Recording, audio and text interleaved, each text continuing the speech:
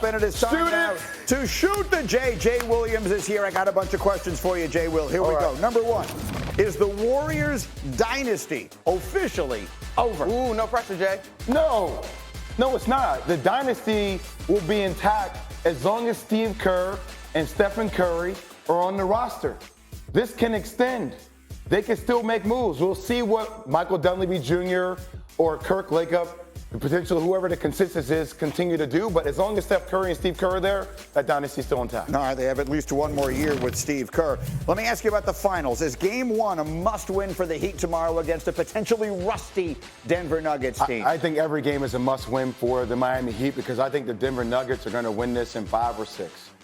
So I truly believe that Aaron Gordon is a different type of defender that Jimmy Butler has not seen before, being 6'8", 240 pounds.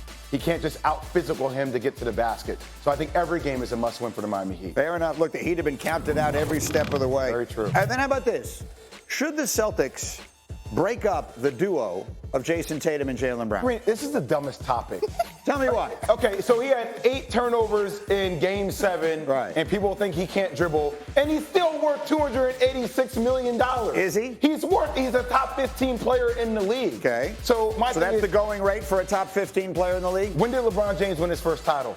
I think he was 28. When did Steph win his first title? 27. He was 26, 27? 7. So, I mean, Dwayne Wade, 20. So all these guys are 25 and 26 years old. I still much rather build with them. And by the way, if it goes this year and then you don't win, I still think you'll have a high trade market for Jaylen. So let me be very clear that I'm actually on that side. But if I wanted to make, you don't trade Jaylen Brown because you're never getting. Oh, look, Wendy is with us as well. Wendy. You're never going to get back what would be reasonable. And Wendy made that point a little bit earlier here. But if I were to play devil's advocate, I would do it by saying that Jayson Tatum is a sensational player and Jaylen Brown is too. But there has never been any evidence to me that they make each other better. Great teams, great duos, great players have a chemistry where they make each other better. And for whatever reason, it's not a criticism of either of them. I don't see evidence that the two of them make each other better on the floor. What's the point of a coach? A coach is supposed to make you better. Pete McConville, our boss, makes me better, makes you better. Right. So let me put you on operational parts of the floor to make your game better. Personnel-wise, let me surround you with not scorers, but shooters. Let me actually force you to get more 2s than just taking 77 threes in the last 2 games. Right. The coach is supposed to make you better. Fair enough, but aren't those things? Go ahead, Monica. Go. I would also submit this idea of making one another better versus team success. Like, they've been very successful together. Like, I'm not sure that the step that this team needs to take is beholden to just the two of them pushing one another. Thank you. That's fair enough. What do you think of it, Wendy? What I love about the Win Man is he's got all the information, but he's also willing to throw a thought of his own in there on things like this as well. When you hear people say, you know what, they're never going to make it together, the two of them as a duo, they should split them up. What do you think?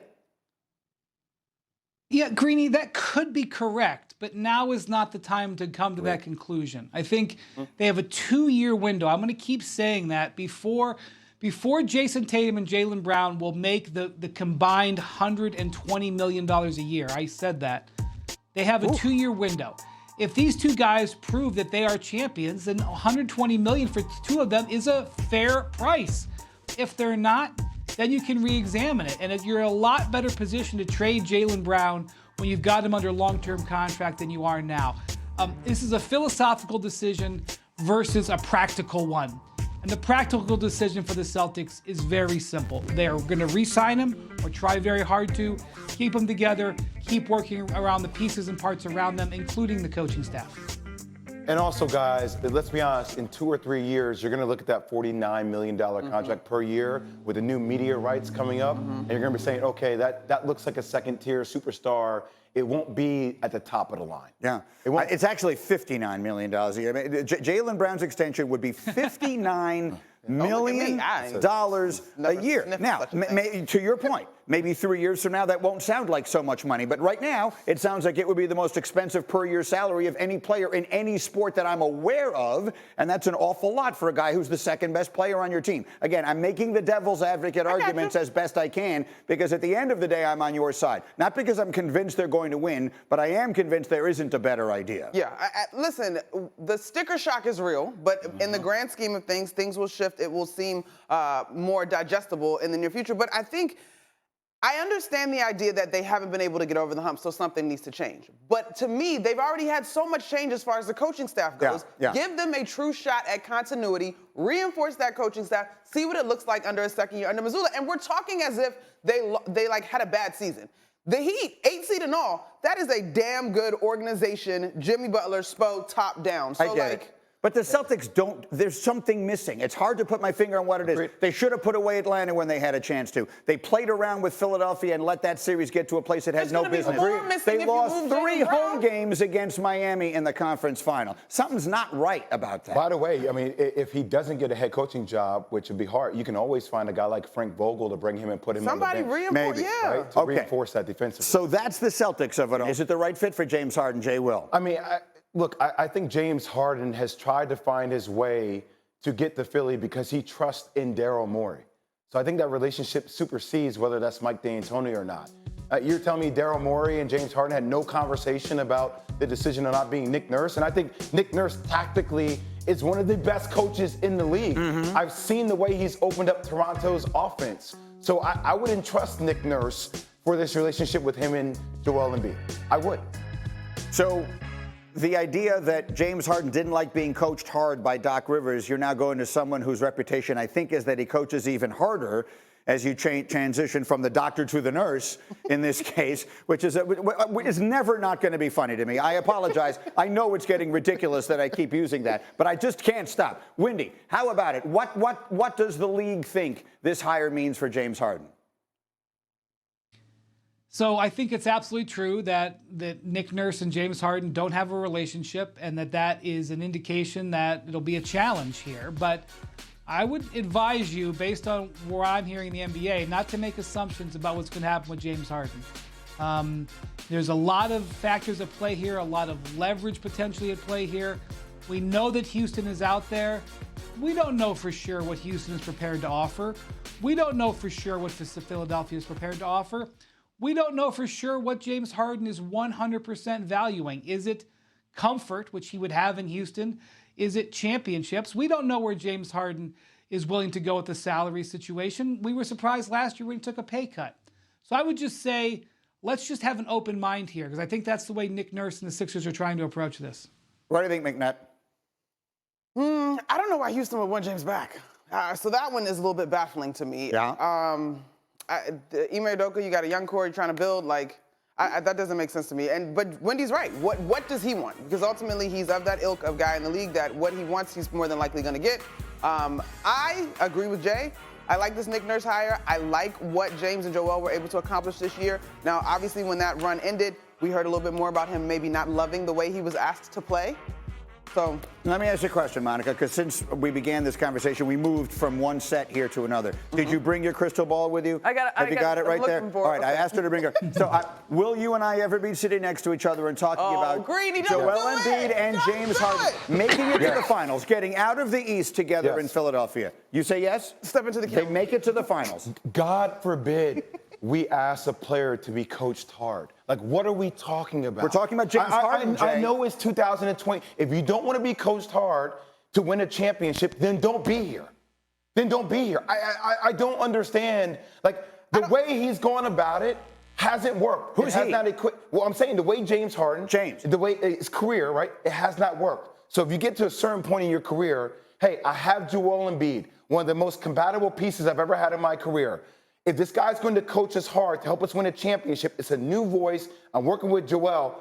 Why not? That's what you're here for. But maybe that goes back to what Windy just said. Who knows exactly what his priorities are at this point? He's at a stage of his life. He's made a ton of money. He might want to go back to a place that he feels at home. Look, I don't know one way or the other. I'm just saying those things feel like possibilities. Meanwhile, McNutt, can I show you something? Let's do it. This is 7'4" Victor Wembanyama. Oh, man. I just want you to watch what he's doing here in warm-up. Come on. Monica, what are we seeing here? I'm really, wow, a specimen. 7-4 doing that? Are you kidding me? An absolute game changer. I don't know if I'm going to follow through on this, but on draft night, when I have the privilege of talking to these guys after they're called, I'm going to work on my French so I can welcome him. Oh, très bien. Bonjour, Victor Wembanyama. It might go very bad, but we'll see. I'm going to work on this. Jay Will, when a man who is 7'4" can do that, what does it mean? I mean, that's dexterity to another level. I mean, Yao Ming was 2 inches taller than him, but didn't have quick hands like that. Quick hands? I mean, that's between the legs? Oh, what? Lean. We've never seen anything like this kid. I don't know how it's going to go, but we've never seen anything like him. When you hear people bring up the possibility, they need to break up Tatum and Brown right now, you don't seem to like it. Hate it. Hated it. I cannot stand it, Greeny. I think that it is very short-sighted and reactionary. These guys are young. The entire league wishes that they had 2 talented, 2 all-NBA caliber guys that work. And the argument in terms of them making one another better, they've only been to multiple conference finals. They've only been to the finals together. And so the onus is not solely on the 2 of them to push one another. This is a team that needs to reinforce their coaching staff and keep pushing forward. Also, the Dame thing doesn't make sense to me. It just doesn't make sense. This is a championship caliber roster. Don't break it up. Here's what I will say. There's one thing I think watching this that would solve all of their problems. It probably isn't an option. But Monica, you cover the Knicks on a day-to-day basis. The difference that a player like Jalen Brunson, I'm just using him as an example, makes when he walks in and all of a sudden the ball is in his hands all the time and he's orchestrating an offense that does not just rely on either give it to Tatum on this possession and Brown on the next one and let them try and make something happen and ultimately we hope that we find an open 3 or they get to the basket, but someone actually running an offense, I think that would be a welcome change in Boston. What do you think? I got a timeout on that one just a bit because there's this guy, he was 6th man of the year. He's known as a really good point guard, Malcolm Brogdon. And he was hurt. And he got hurt over the course of the run in terms of the last series. And so I think the tweaks that they made last year, Derek White came midway through, got a part of that finals run. This year looked terrific. All-defensive team guy, had some really bright moments in Game 7 in particular as a scorer. At Malcolm Brogdon, who is healthy, you have that. I get it. The Celtics lost. Everything's on the table. We got a review. They are not in a bad position. This is still one of the most talented rosters in our league, and they have the opportunity to continue winning. That's fair. So then let me go back to Windy here on this one, because Windy told us earlier that overwhelmingly the likeliest scenario here is that the Celtics offer Jaylen Brown this supermax, and he comes back at $59 million a year. But the other piece of what Stephen A. brought up, Windy, seemed very much to raise your eyebrows and maybe raise the legendary windy fingers on the possibility of something with Damian Lillard this summer. Take it from there. Yeah, so I think right now, I don't think there's a question in the league that Jaylen Brown will be back in Boston. I think most of the league believes that's going to happen. What the league is watching, Greeny, is what's happening in Portland.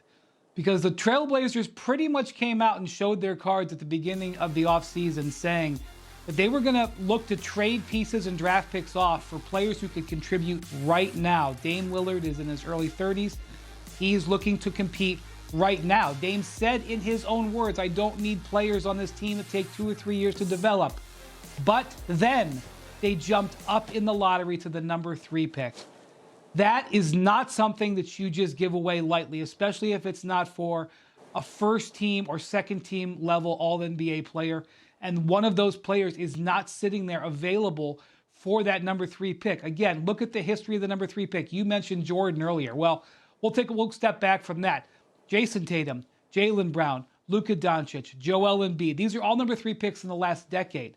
That is not something that you just hand away to maybe get a player that helps you a little bit. And so the Blazers are stuck. What do? Do they trade the number 3 pick? Or if they don't trade the number 3 pick, do they have to entertain the other direction? The other direction involves Dame Lillard. So that is probably the most important personnel situation in the NBA between now and the draft in 3 weeks. But it is telling that Bob Myers would choose this path at this time. Windy, what does it mean? What should the NBA fan look at this thing and say, okay, this tells me what? It's a huge moment, Greeny, not just because you're losing one of the best executives in the league, and he's doing it at 48 years old. This is not a retirement. This is him, stepping off the stage. But it's also what it portends for the future, because there's one of 4 guys who are hugely important to the Warriors' success, who are either at the end of their contracts or have 1 year left and under pressure to get extensions done. Bob Myers is not re-signing. Draymond Green has a contract option out that he can take by the end of June, which there is a large expectation he will do. Then you have Steve Kerr entering the final year of his contract. They couldn't get an extension done with Bob Myers. He ended up being a free agent and left. What about Kerr? And then Klay Thompson entering the last year of his contract. It is clear that he would like an extension. What do they do there? You know, this is the thing. This team is very mature. They are a decade in to this run. And most importantly, Greeny, they're outrageously expensive. They are headed for a payroll this year if Draymond Green re-signs to a reasonable number, approaching $500 million. And I'm not sure that this is a $500 million team that just finished in sixth place and got knocked out in the second round. And Bob Myers is certainly concerned about what those decisions will be going forward, and that had to have played a role in his decision to leave the team. So, Monica, I guess I would ask you, understanding that there's sort of a nuanced difference between these two things, is it time for a tweak in Golden State, or is it time for a change? I'm leaning toward tweak, but I think the cost of a tweak is important to point out, right? Like the young guys that they were so excited about didn't take the steps that they thought they would, and so that's currently the roster as constructed. And so we've talked about 4 different teams this week over the course of the finals that would like to add a veteran 3-and-D guy, like a veteran rebounder. You know, those guys, while it sounds simple, are not necessarily easy to find. A lot of them are on rosters already, and so I'm very curious, and I don't think we can have the conversation about where this dynasty is until we know what happens with Draymond. Candidly, Bob Myers, give him all the credit, the orchestrator of this thing. I think sometimes we skip over the first part of that history where Steph was navigating those ankle injuries and just how fortunate they were in terms of the guys that they drafted. But Draymond obviously is the guy that was on the floor. And Steve Kerr has said that if Draymond is not there, this team is not a championship contender. And so this is ellipsis for me. ... There's still lots left to see. And we will probably get some information on that relatively soon. Thank you for watching ESPN on YouTube. For live streaming sports and premium content, subscribe to ESPN+.